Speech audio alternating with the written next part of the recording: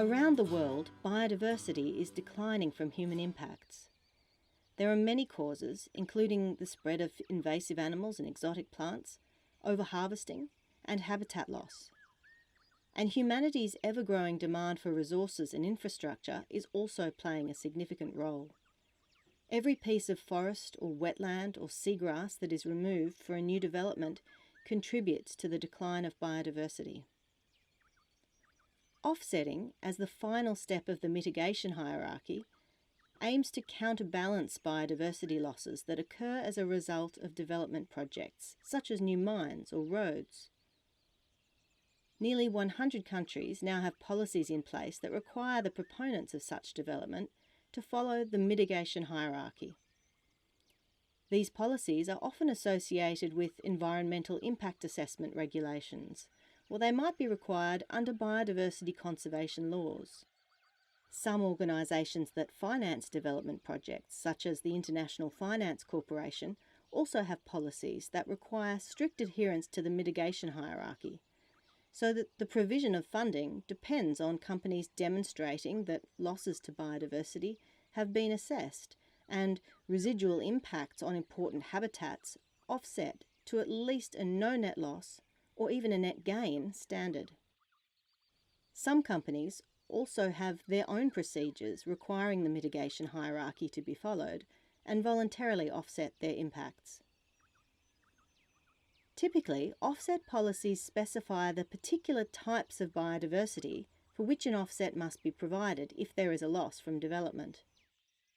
In Australia, for example, offsets can apply where a project has negative impacts on threatened species, threatened ecosystems, and biodiversity protected under global conventions like internationally important wetlands and migratory species. These specific rules for what needs to be offset under a policy are sometimes called triggers.